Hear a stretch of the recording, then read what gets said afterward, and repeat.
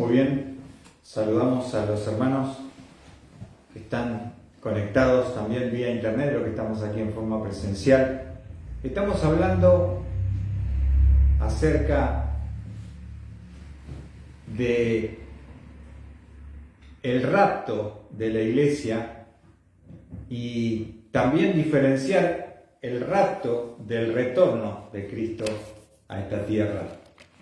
Y hemos estado compartiendo el domingo pasado, haciendo un poquito de repaso, que Israel, el concepto que tenía Israel en cuanto al Mesías, había dos conceptos. Uno, que el Mesías vendría, en un sentido, un Mesías que era sufriente, ¿no?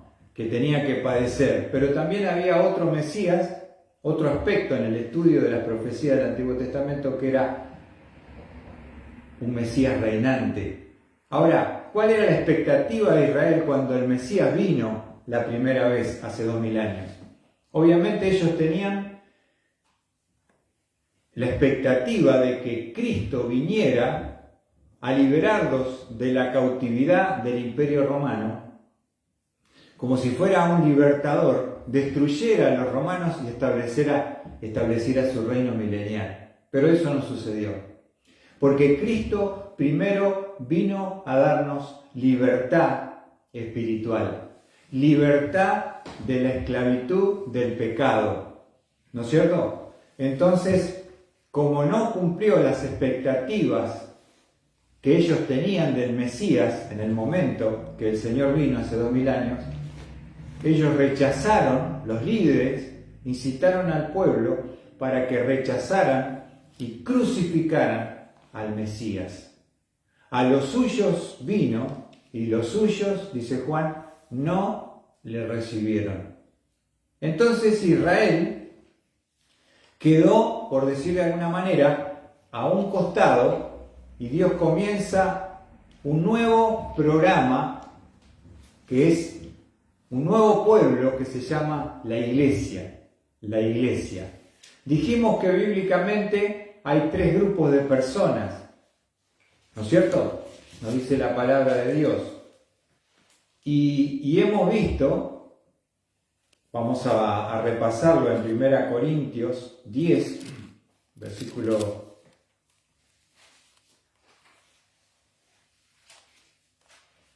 32, tres grupos de personas, como Dios divide la humanidad. 1 Corintios 10, versículo 32, dice la palabra de Dios: no seáis motivo de tropiezo, ni a judíos, ni a gentiles, ni a la iglesia de Dios. No seáis de tropiezo, ni a judíos. ¿Cómo ve Dios? Tres grupos. Los judíos, los descendientes de Abraham, los de sangre judía. Los que no son judíos son denominados bíblicamente los gentiles. Si tú no eres judío, de sangre judía, de descendencia judía, eres un gentil. ¿Y cómo está compuesta la iglesia de Dios? La iglesia de Dios está compuesta justamente por la unión de estos dos grupos, judíos y gentiles, por medio del sacrificio de nuestro Señor Jesucristo. Hemos sido redimidos y somos ahora la iglesia de Jesucristo. ¿Se entiende? Tres grupos: judíos, gentiles, la iglesia de Dios. Judíos, descendientes de Abraham. Gentiles, los que no son descendientes de Abraham. Yo soy gentil. Pero ¿qué es la iglesia? ¿Cómo está compuesta la iglesia de Cristo? Por los judíos y los gentiles. Cuando fue rechazado el Mesías por Israel, Dios comenzó la iglesia. Que la iglesia, en el concepto bíblico del Antiguo Testamento, era un misterio. No había ninguna mención ni revelación con respecto a la iglesia. No se tenía ningún tipo de conocimiento. Recién, fíjense en Mateo, capítulo 16, la primera vez que se menciona a la iglesia, lo hace el Señor Jesucristo. En Mateo 16, versículo 18. La primera vez que se menciona a la iglesia, lo hace nuestro Señor Jesucristo.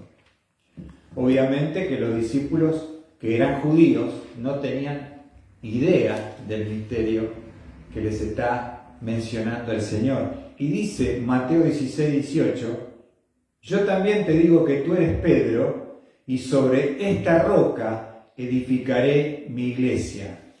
Edificaré mi iglesia. Sobre esta roca se refiere a Cristo mismo. La iglesia está fundada sobre la roca que es Cristo, Cristo mismo. Y las puertas del Hades no prevalecerán contra ella. Vuelvo a leerlo. Yo también te digo que tú eres Pedro, y sobre esta roca, habla de Cristo, edificaré mi iglesia. La palabra iglesia en griego es eclesia. Y esa palabra eclesia significa lo llamado fuera de. Llamados fuera de. Ahora, cuando el Señor menciona la iglesia por primera vez, los judíos, que eran discípulos del Señor, eran todos judíos, no tenían ni idea de lo que el Señor les está compartiendo, justamente porque era un misterio no revelado en el Antiguo Testamento. Y también el Señor menciona la palabra iglesia en Mateo 18, verso 17, simplemente lo menciono. Dice, y si rehúsa escucharlos, dilo a la iglesia. Y si también rehúsa escuchar a la iglesia, sea para ti como un gentil y el recaudador de impuestos. Ahí son las dos únicas menciones que tenemos en los 4 evangelios por medio del Señor Jesucristo, que por primera vez menciona esa palabra misterio, que es la iglesia, eclesia, los llamados fuera de. Así que nosotros formamos parte de la iglesia. Y siempre que en los evangelios se menciona la venida del Mesías, la venida de Jesús o del Cristo, siempre está hablando de esa venida que los judíos conocían acerca del Mesías, que estaba escrito en las Escrituras. No está hablando de la venida del rapto de la iglesia, porque eso ellos no lo sabían, no tenían ningún tipo de conocimiento, ¿no? Entonces, a veces cuando uno no diferencia Israel de la iglesia, interpreta mal, aplica mal y también genera errores doctrinales. ¿Se entiende? Entonces, quisiera mostrarles también que cuando el Señor le hacen la pregunta, estuvimos viendo también en Mateo 24, versículo 3,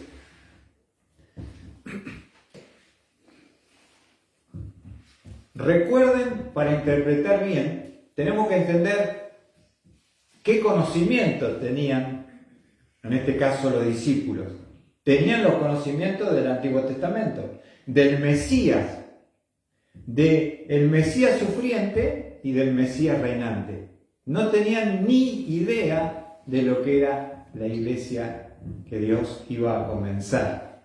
Entonces ellos le van a preguntar en Mateo 24, versículo 3, y estando él sentado en el monte de los olivos, se le acercaron los discípulos en privado diciendo, dinos, ¿cuándo sucederá esto? ¿Y cuál será la señal de tu venida y de la consumación de este siglo?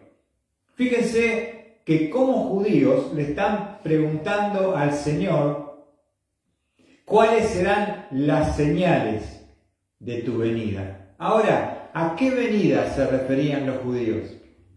No están hablando de la venida de Cristo a buscar a su iglesia, porque no lo sabían. Ellos están preguntándole al Señor cuáles serán las señales como judíos que tendrá la venida del Mesías cuando venga a reinar a la tierra. ¿Se entiende? Y entonces, cuando no diferenciamos Israel de la iglesia y vamos a leer Mateo 24, uno ve videos en YouTube diciendo el Señor viene, porque se están cumpliendo las señales. Pero lo que describe Mateo 24 no tiene nada que ver con el rapto de la iglesia, que era un misterio, sino está hablando de las señales del Mesías cuando venga al final de la tribulación. Y ya lo hemos explicado todo estos versículos. Ahora, con respecto, quiero mostrarles, para también entender algo que es importante. Cuando encontremos la palabra señal o señales, es la manera como Dios le enseña y le manifiesta esas señales a su pueblo Israel. Siempre que encontremos la palabra señal, vamos a ver que está hablando a Israel. ¿Por qué es importante esto? Porque vamos a ver algunos textos que nos ayuden a entender el tema de las señales. Perfecto. Vamos a ver, por ejemplo, que cuando el Señor estaba en la tierra con los judíos, vamos a ver en Mateo 12, por ejemplo, Mateo capítulo 12, ¿qué es lo que querían los judíos? ¿Qué es lo que pedían los judíos a Cristo, al Mesías? Le pedían señales. Le pedían señales. ¿Estamos saliendo bien ahí? Le pedían señales. Vamos a ver un ejemplo de los escribas y fariseos que se le van a acercar al Señor en Mateo 12, versículo 38 al 41, dice la palabra de Dios.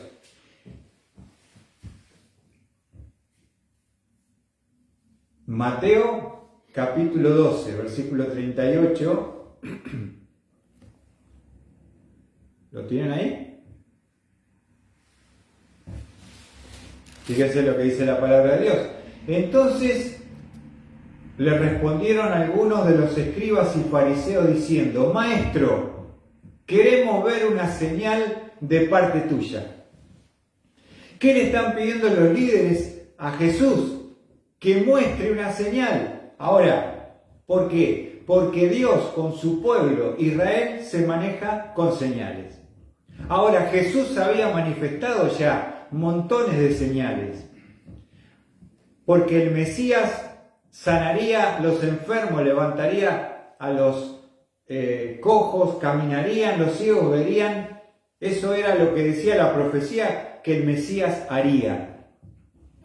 Ahora, los líderes rechazaban las señales, pero le van a pedir, por eso fíjense lo que le piden los judíos a Jesús: Maestro, queremos ver una señal de parte tuya. Ahora fíjense lo que dice Cristo: pero respondiendo él les dijo: una generación perversa y adúltera demanda señal, y ninguna señal se le dará, sino la señal de Jonás el profeta. Porque como estuvo Jonás en el vientre del monstruo marino 3 días y 3 noches, así estará el Hijo del Hombre 3 días y 3 noches en el corazón de la tierra. ¿Cuál es la única señal que le da a esta generación incrédula de líderes judíos? Les habla de la señal de Jonás. Ellos conocían, obviamente, la historia de Jonás. ¿Quién no la conoce? ¿No es cierto? ¿Y cuál era la historia de Jonás? Que el vientre, cuando lo traga a Jonás, lo tiene dentro de su vientre 3 días y 3 noches.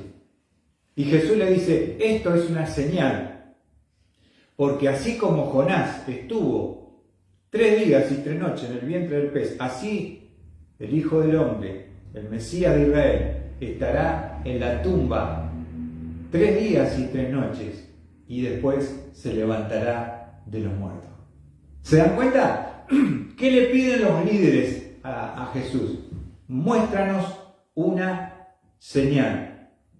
Los discípulos, volvemos otra vez a Mateo 24, siempre que hablamos de señal, hablamos de Israel y para Israel. Dice Mateo 24, versículo 3, y estando él sentado en el monte de los olivos, se le acercaron los discípulos en privado, diciendo, dinos, ¿cuándo sucederá esto? ¿Y cuál será la señal de tu venida en la consumación de este siglo? ¿Qué le piden los discípulos al Señor? Para identificar su segunda venida en gloria, para establecer su reino, le piden cuáles serán esas señales. Y Jesús se las va a dar. Pero Mateo 24, está hablando Jesús con los discípulos, no tiene nada que ver con el rapto de la iglesia, que era un misterio que no había sido revelado. ¿Se entiende?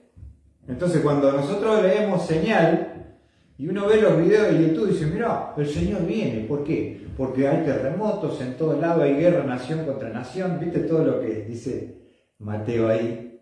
Pero eso no es para la iglesia. Es para la segunda venida en gloria, el retorno del Mesías, que vendrá para reinar 1000 años en este mundo. Ahora, quiero también compartirles que, por otro lado, fíjense lo que dice el apóstol Pablo con respecto a los judíos. Esto, por supuesto, muchos años después. Fíjense lo que buscaban los judíos. 1 Corintios 1:22. Entonces, podemos comprender, para interpretar correctamente, que Dios con su pueblo Israel se ha manejado con señales, pero no con los que no somos judíos, que somos gentiles, no para la iglesia. Dice 1 Corintios 1, versículo 22, porque en verdad los judíos piden señales y los griegos buscan sabiduría. En verdad los judíos ¿qué piden? Señales. Los judíos piden señales. Ahora, si nosotros entonces encontramos la palabra señal o señales, ¿para qué grupo es? ¿Para quién está dirigido esas señales? No para la iglesia, sino para Israel. Y dijimos algo muy importante, volviendo a Mateo 24, versículo 3. Es interesante porque esta charla escatológica de la venida del Mesías en gloria, que va a tener con los discípulos, se da en un lugar muy particular proféticamente hablando. Mateo 24, versículo 3 dice, y estando él sentado en el monte de los olivos. Ahora, ¿por qué el monte de los olivos es tan importante? Porque la profecía de Zacarías, vamos a Zacarías 14, claramente nos explica que cuando el Mesías retorne a la tierra a establecer su reino, escribiéndole a Israel, va a pisar sus pies sobre el monte de los olivos. Eso lo encontramos en Zacarías capítulo 14, versículo 4. Miren lo que dice. Sus pies se posarán aquel día en el monte de los olivos, que está frente a Jerusalén, al oriente, y el monte de los olivos se hendirá por el medio, del oriente a occidente, formando un enorme valle, y una mitad del monte se apartará hacia el norte y la otra mitad hacia el sur. Ahora, fíjense, no hay casualidad que la charla de su venida del Mesías, ¿dónde se da? En el monte de los olivos. ¿Y qué tiene de trascendente que sea allí? Es allí donde el Mesías vendrá a reinar en gloria y pisará el monte de los olivos. ¿Se entiende? Ahora, la iglesia no tiene todavía idea, los discípulos, de lo que es. Y volviendo a Hechos capítulo 1, ¿dónde ascendió nuestro Señor Jesucristo a los cielos? ¿Se acuerdan que Él estuvo 3 días y 3 noches, como dijo Jesús, en el vientre? No, en la tierra. Estuvo muerto, sepultado, 3 días y 3 noches. Y al tercer día, ¿qué pasó? Se levantó triunfante de la muerte. Y después de resucitado el Señor, anduvo 40 días manifestándose a distintos grupos de personas, y al finalizar los 40 días, Él les va a decir, en Hechos capítulo 1, versículo, vamos a ver el 9, que dice: entonces los que estaban reunidos le preguntaron, diciendo: Señor, ¿restaurarás en este tiempo el reino a Israel? ¿Ven? ¿Qué hay en la cabeza de estos hombres que son judíos?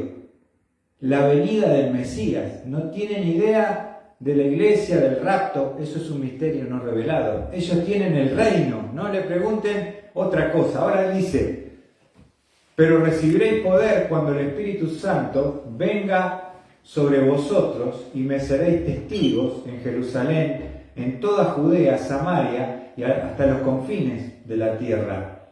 Y después de haber dicho estas cosas, fue elevado mientras ellos miraban, y una nube le recibió y le ocultó de sus ojos.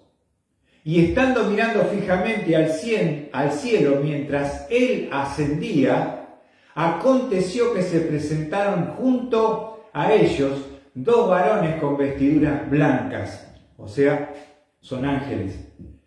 ¿Qué les dijeron? Varones Galileos, ¿por qué estáis mirando al cielo? Este mismo Jesús, que ha sido tomado de vosotros al cielo, vendrá de la misma manera, tal como le habéis visto ir al cielo.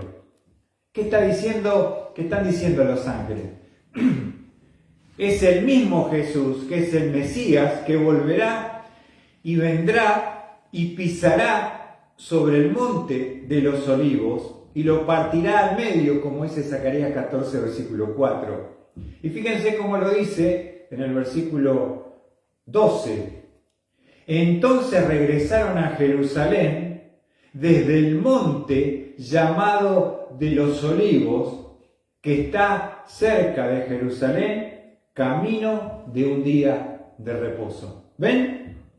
¿Qué importancia tiene la geografía en la profecía bíblica?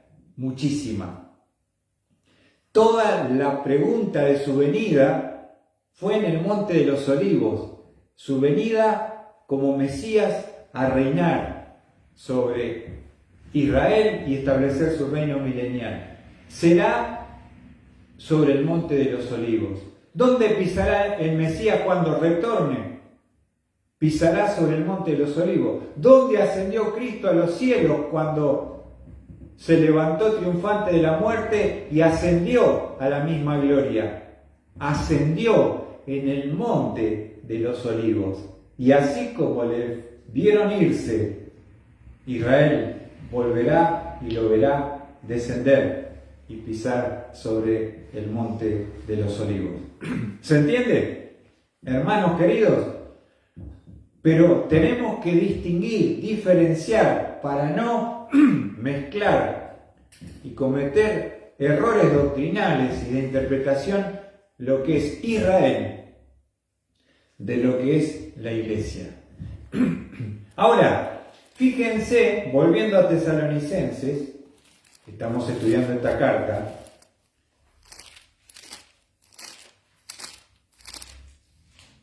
Los tesalonicenses eran judíos que estaban reunidos en la sinagoga de Tesalónica cuando Pablo fue y les predicó y les mostró que el Mesías debía padecer, que el Mesías debería resucitar y que Jesús, a quien él predicaba, había cumplido todas las profecías del Antiguo Testamento con respecto a su sufrimiento, su padecimiento y su resurrección triunfante de la muerte. ¿Qué les parece? ¿Se entiende? Y le dijo, ¿saben a quién predico yo? A Jesús. ¿Y saben quién es Jesús? Es el Mesías que debía sufrir, que resucitó. Él cumple todas las profecías. Por lo tanto, Él es el Mesías Salvador. Y los tesalonicenses entonces recibieron y creyeron en el Mesías como el único Salvador.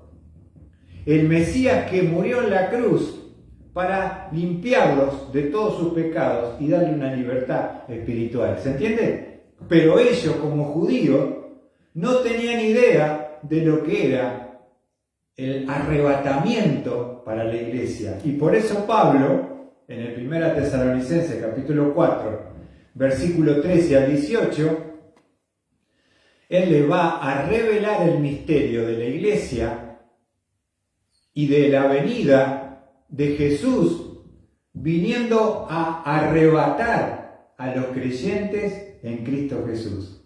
Los que han muerto en 2000 años de iglesia los levantará en resurrección. Y los que estemos vivos, nos dice Pablo, fíjense, lo vamos a leer simplemente, dice, 1 Tesalonicenses capítulo 4, versículo 14, porque si creemos que Jesús murió y resucitó, así también Dios traerá con él a los que durmieron en Jesús. Por lo cual os decimos esto por palabra del Señor, que nosotros, los que estemos vivos, y permanezcamos hasta la venida del Señor, no precederemos a los que durmieron. No hay ningún tipo de ventaja. Pues el Señor mismo, observen, descenderá del cielo, con voz de mando, con voz de arcángel y con trompeta de Dios, y los muertos en Cristo se levantarán primero. Entonces nosotros, los que estemos vivos y permanezcamos, seremos arrebatados juntamente con ellos en las nubes, al encuentro del Señor en el aire, y así estaremos con el Señor siempre. Fíjense lo que les acaba de explicar Pablo a estos judíos recién convertidos. Le está revelando un misterio que ellos no conocían y está hablando del rapto de la iglesia. Lo que ellos sí sabían como judíos era que el Mesías vendría en gloria, que pisaría sobre el monte de los olivos, como dice Zacarías, pero no tenían ninguna idea de lo que Pablo les acaba de revelar, este misterio escondido desde los siglos, que ha sido revelado a Pablo, inspirado por el Espíritu Santo, les explica a estos judíos que ahora forman parte de la iglesia, cuál es el plan de Dios, cuál es la escatología para la iglesia. Es el rapto. Pero el rapto no tiene nada que ver con la segunda venida del Mesías en gloria. Que eso Dios lo cumplirá. No sé si se entendió de alguna manera. ¿Se entiende algo, Mariano? ¿Cómo lo ve? Entonces, ahí es donde a veces nosotros tenemos la confusión. Mezclamos la segunda venida para Israel en gloria con el rapto de la iglesia. Y hay una diferencia muy importante. Ahora, me me gustaría mostrarles cuál es la diferencia. Vamos a ver 8 diferencias entre el rapto de la iglesia y el retorno de Cristo para establecer su reino mesiánico. Vamos a ver 8 diferencias que existen para que no haya confusión cuando leemos la palabra de Dios. Entonces, Mariano, si vos me podés ayudar, si yo leo Mateo, Marcos, Lucas, Juan, cuando habla de la venida de Cristo, ¿a qué se refiere? ¿A qué venida se refiere? A la segunda. A la segunda. ¿Que los judíos sabían o no? Sí. Sí. Ahora, Mariano, ¿qué sabían de la iglesia en ese momento? Nada, era un misterio. Era un misterio no revelado que Dios levantará, escuchen bien, a Pablo. Les quiero mostrar un tema que es muy importante de los tiempos. ¿Saben que Jesús mencionó por primera vez la iglesia en Mateo 16, 18? Ya lo vimos. Ahora, ¿saben cuántos años pasaron desde que Pablo les escribe la carta a los tesalonicenses? Lo que hemos leído, capítulo 4, 13 al 18, ¿ustedes saben cuántos años pasaron aproximadamente? Aproximadamente pasaron desde la primera mención de la iglesia a la revelación del rapto 21 años. 21 años lo podemos sacar por ver la fecha de la carta a los tesalonicenses, que es la primera cronológicamente hablando en el Nuevo Testamento. ¿Se entiende? Ahora, fíjense, cuando uno no entiende los tiempos, no entiende Israel y la iglesia, mezclamos todos y después hacemos una gran confusión. Ahora, quiero darles los 8 puntos de diferencia entre el rapto y el retorno de Cristo. Vamos al primero. El rapto, que es para la iglesia, para nosotros, ¿no? ¿Dónde sucede? Vamos a ver el lugar donde es el rapto. Fíjense, Primera Tesalonicenses, capítulo 4, versículo 17. Vamos a leerlo. El rapto para la iglesia, fíjense dónde sucede. Dice, entonces nosotros, los que estemos vivos y permanezcamos, seremos arrebatados juntamente con ellos en las nubes al encuentro del Señor en el aire. ¿Dónde es el encuentro de la iglesia con Jesús en el arrebatamiento? Es en el aire. ¿Esto qué significa?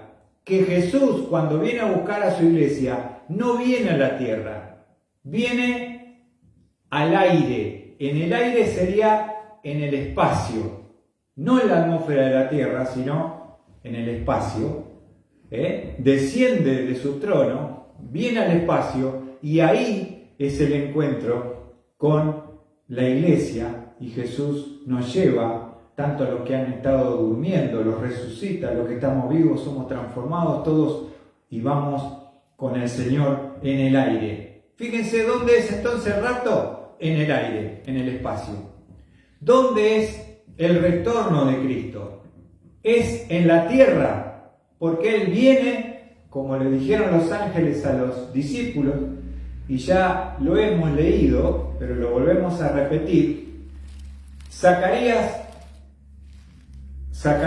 capítulo 14, versículo 4, nos dice, sus pies se posarán aquel día en el monte de los olivos que está frente a Jerusalén, al oriente, y el monte de los olivos se partirá por el medio.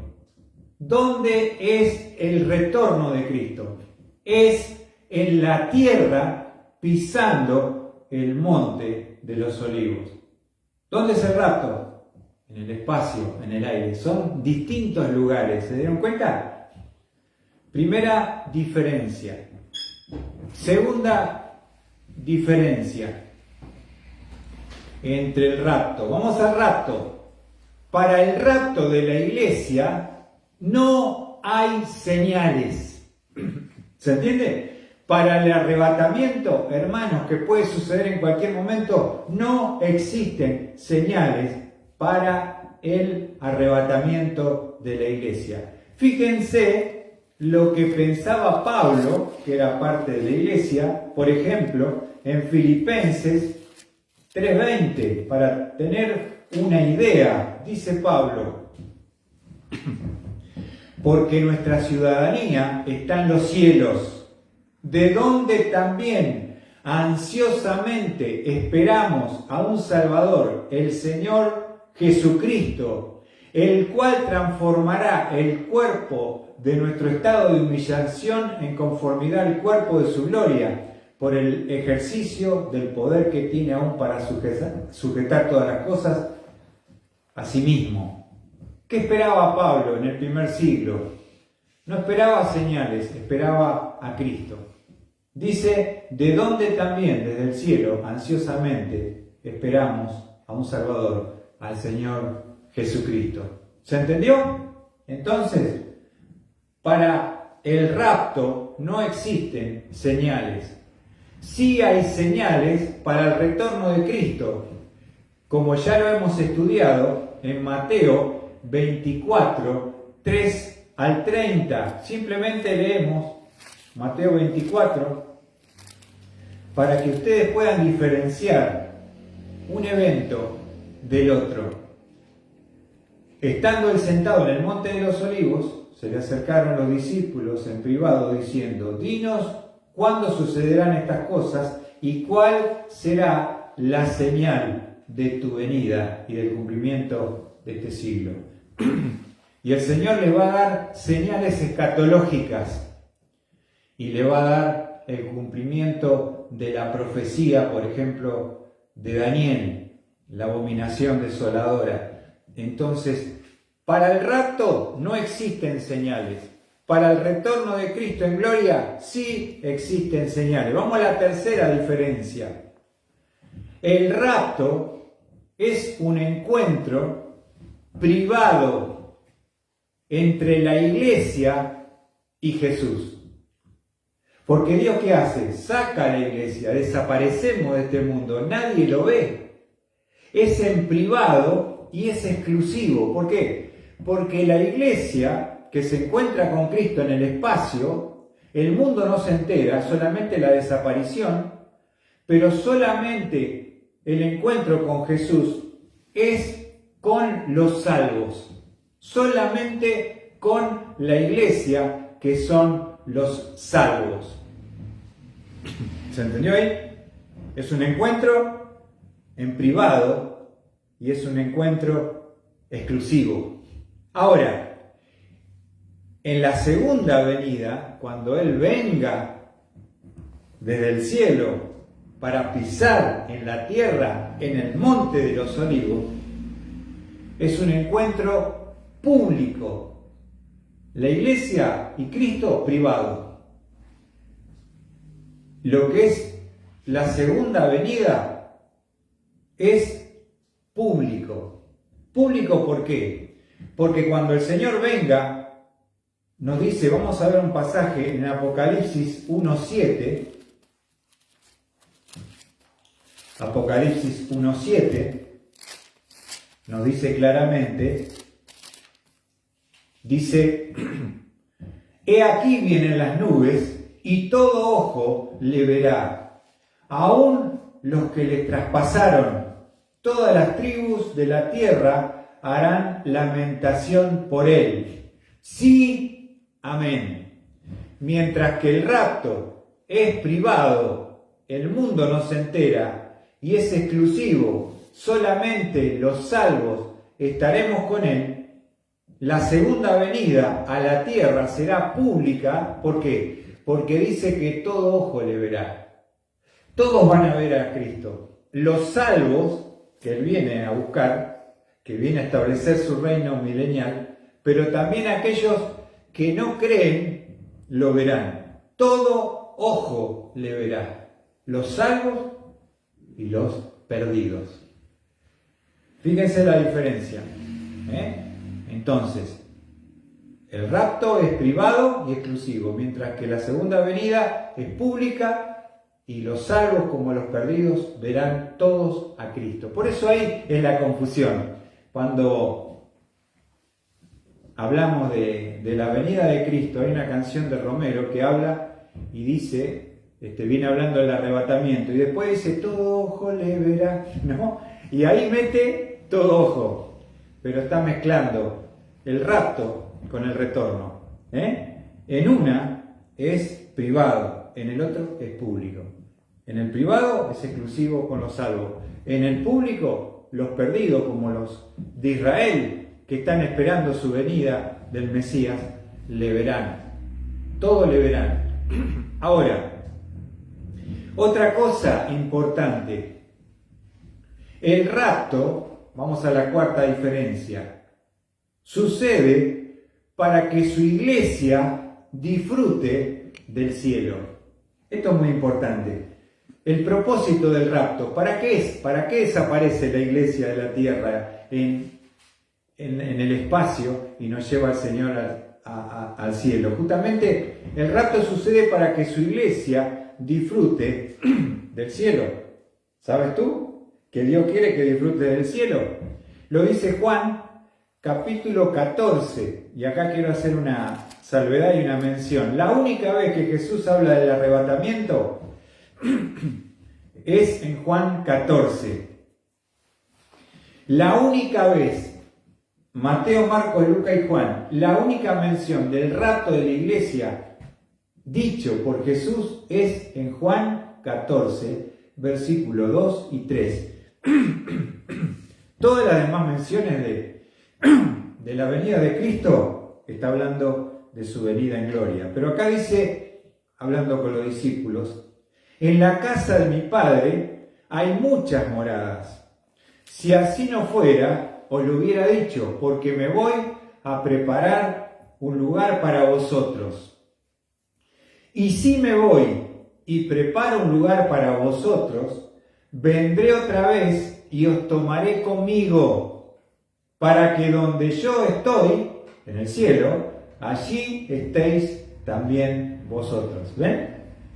¿Por qué les habla de esta forma a los discípulos? Porque los discípulos serán parte en poquito tiempo de la iglesia. Entonces es la única mención en los 4 evangelios que vamos a ver que Cristo habla del rapto.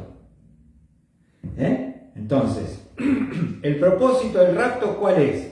Que su iglesia disfrute del cielo, mientras que el retorno de Cristo sucede para que Israel disfrute de la tierra durante el reino milenial. ¿Se entiende? 2 propósitos. El rapto, la iglesia, que la iglesia disfrute del cielo. El retorno de Cristo para que Israel, según le prometió a David en el pacto davídico, pueda disfrutar del reino milenial que Dios que pueda disfrutar de la tierra. ¿Ven que son 2 propósitos distintos? El rapto, que la iglesia disfrute del cielo. La segunda venida, que Israel disfrute de la tierra. Seguimos. La quinta diferencia con respecto al rapto no es revelado en el Antiguo Testamento, justamente porque es un misterio. No mencionado, no revelado en el Antiguo Testamento, mientras que el retorno de Cristo sí es profetizado y sí está en el Antiguo Testamento. Entonces, el rapto es un misterio, que fue Pablo a quien Dios levantó para revelar el misterio por medio de la revelación que tuvo de parte del Señor Jesucristo, que lo preparó por 3 años y le dio y le reveló el misterio de la iglesia, mientras que el retorno de Cristo está en la profecía del Antiguo Testamento. Fíjense, por ejemplo, en Daniel, vamos a ver un texto que habla del retorno de Cristo. Daniel, capítulo 7, versículo 13 y 14, dice: Seguí mirando en las visiones nocturnas, y he aquí, con las nubes del cielo, venía uno como el Hijo del Hombre, que se dirigió al anciano de días y fue presentado ante él. Y le fue dado dominio, gloria y reino, para que todos los pueblos, naciones y lenguas le sirvieran. Su dominio es un dominio eterno que nunca pasará, y su reino uno que no será destruido. Acá vemos uno que viene en las nubes, como el Hijo del Hombre. ¿Ven? Eso, el retorno, está en la profecía del Antiguo Testamento, mientras que el rapto es un misterio que no está revelado. La sexta diferencia: su regreso del rapto es inminente y esperado. El regreso de Cristo para la iglesia es esperado e inminente. Siempre la iglesia primitiva pensaba que Cristo vendría en cualquier momento. Fíjense lo que dice 1 Corintios, por ejemplo, 16. ¿Cómo vivía la iglesia? Justamente es una doctrina, la inminencia de que Cristo viene en cualquier momento. Pablo creía en su momento que Cristo vendría en cualquier momento. ¿Qué dice 1 Corintios 16, versículo 22? Dice: si alguno no ama al Señor, que sea anatema, maranata. Si alguno no ama al Señor, amar su venida. ¿Y cómo se saludaba la iglesia primitiva? Maranata, el Señor viene. ¿Se entiende? Entonces, fíjense, su regreso, el de Cristo para la iglesia, es esperado e inminente. Mientras que el retorno del Mesías para Israel es inesperado e impredecible. Es inesperado e impredecible. Fíjense 2 Pedro 3:10. Cómo se menciona la venida, el retorno para los judíos. 2 Pedro capítulo 3 versículo 10. Justamente esta expresión nos habla que es diferente al rapto de la iglesia. Dice Pedro: pero el día del Señor vendrá como ladrón, en el cual los cielos pasarán con gran estruendo, y los elementos serán destruidos con fuego intenso, y la tierra y las obras que hay en ella serán quemadas. ¿Cómo esperará Israel? ¿Cómo será el retorno para Israel del Mesías? Como ladrón en la noche. ¿Qué significa eso? Que es inesperado e impredecible. Por eso es la expresión como ladrón en la noche. Un error poner ese título al rapto, porque está hablando de la venida del retorno de Cristo a la tierra. Por eso habla de los elementos serán destruidos al final de la tribulación, ¿no? Ahora, fíjense lo que dice Pablo. Pablo lo va a aclarar en 1 Tesalonicenses. Cuando vos veas como ladrón en la noche, habla del retorno del Mesías a la tierra. 2 Pedro, ya lo leímos. 1 Tesalonicenses 5, versículo 2. Dice: pues vosotros mismos sabéis perfectamente que el día del Señor vendrá así como ladrón en la noche. Está hablando, fíjense, del día de Cristo, de la tribulación. Y al final de la tribulación viene el Mesías a reinar. ¿Y cómo lo esperará Israel? Como ladrón en la noche. como ladrón en la noche. Ahora, fíjense cómo lo aclara. En el versículo 4 hace la distinción, Pablo dice, mas vosotros, hermanos, no estáis en tinieblas para que el día os sorprenda como ladrón. ¿Ven? Nosotros no estamos en esa oscuridad espiritual que habrá durante la tribulación. Por eso es la expresión para Israel como ladrón en la noche. Está hablando que es inesperado e impredecible. En cualquier momento, no saben cuándo viene, tienen que estar alerta. Ahora, vamos al séptimo, quedan dos.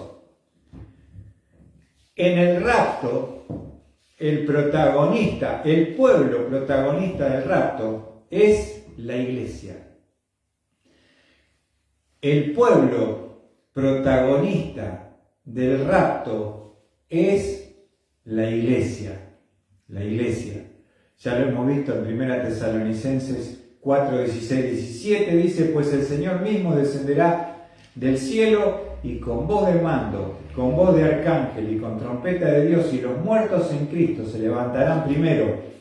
Entonces nosotros, los que estemos vivos y que permanezcamos, seremos arrebatados juntamente con ellos en las nubes al encuentro del Señor en el aire, y así estaremos con el Señor siempre. ¿Quién es el pueblo protagonista del rapto? La iglesia. ¿Y quién es el pueblo protagonista del retorno de Cristo? Es Israel.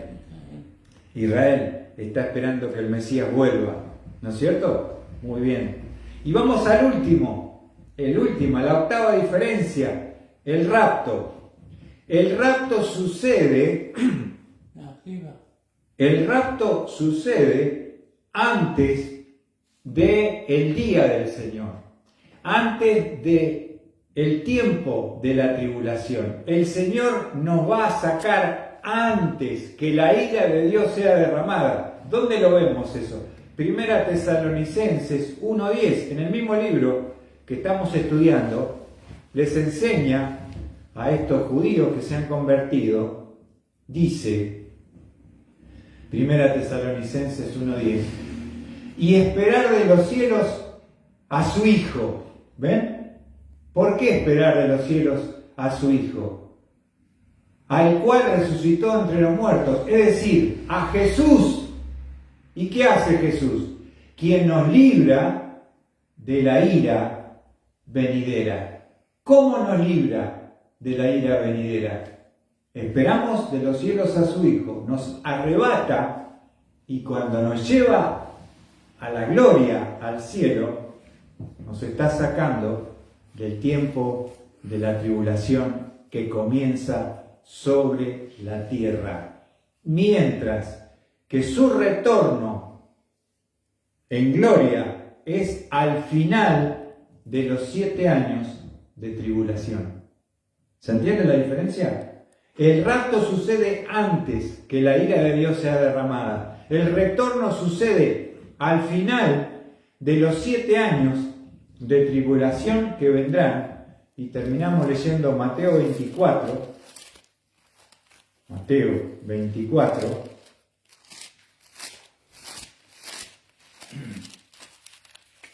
Espero que haya quedado algo. Mateo 24, versículo 27, dice, porque así como el relámpago sale del oriente y resplandece hasta el occidente, así será la venida del Hijo del Hombre. Y el versículo 30 dice, entonces aparecerá en el cielo la señal del Hijo del Hombre, y entonces todas las tribus de la tierra harán duelo y verán al Hijo del Hombre que viene sobre las nubes del cielo con poder y gran gloria. Ahora, esta venida, que es la venida en gloria del Mesías, el Señor les explicó del versículo 3 al versículo 30 todo lo que va a pasar a Israel, la persecución, el pacto que será firmado por el anticristo, cuando Él se sienta en el lugar santo y pide ser adorado, y que empiecen a huir porque viene la persecución, la matanza sobre el pueblo de Israel. Todo lo que describe el día del Señor, la ira de Dios derramada sobre la tierra al final de los 7 años, que dice Mateo que si esos días no fueran acortados, ninguno podría ser salvo. ¿Ven la diferencia? En el rapto, Dios nos libra de la ira, mientras que su retorno sucede al final de la ira de Dios, del día del Señor, que será derramada sobre esta tierra, sobre el planeta Tierra.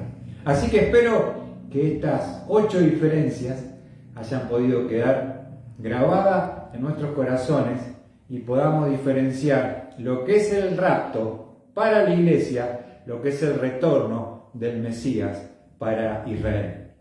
Así que ahí terminamos.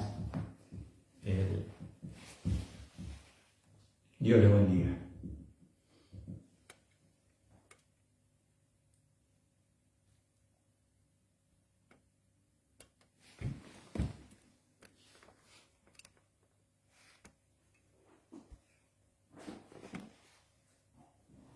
Está parado.